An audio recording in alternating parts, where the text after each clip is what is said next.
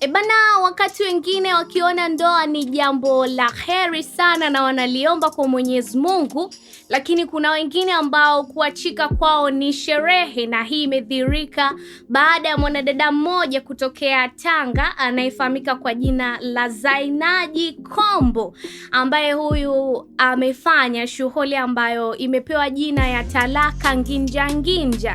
Yaani yeye baada ya kupewa talaka ameamua kuita sherehe, kuita kibao kata nyumbani kwake na kufanya sherehe kubwa sana ambayo kwa sasa hivi imetrend kupitia social media kutokana na tukio ambalo yeye amelifanya.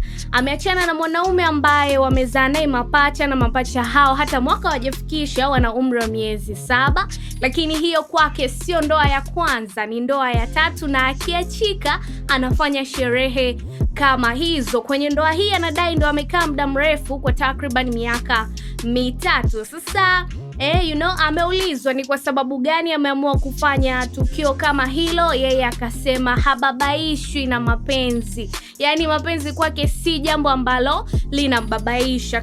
Issue sio hiyo, ila issue ni kwamba Mwana FA ambaye kwa hivi sasa ni naibu waziri wa utamaduni, habari, sanaa na michezo, kwa upande wake alitoa maoni baada ya Zaka za Kazi kumtagi kwenye posti ambayo ilikuwa kwenye mitandao ya kijamii, akimwambia kuwa mapenzi yanazaliwa Tanga na sasa yanafia Tanga, ambapo kama unamfuatilia vizuri Mwana FA naye pia ni mtu wa Tanga na ni mbunge pia wa Tanga. Sasa Mwana FA ambacho amecomment au ametoa maoni yake kwenye posti hiyo ni kwamba talaka yenyewe ni sehemu ya mapenzi, kwa maana yangu ni masomo kuanzia mwanzo mpaka mwisho. Hicho ndicho ambacho amekisema Mwana FA, akidai kuwa talaka pia ni sehemu ya mapenzi kwenye kucomment. Sasa hicho ambacho kimeonekana kwenye social media kupitia mwanamke huyo. So it is what it is. Wewe pia unaweza ukadrop your comments, na hii ni baada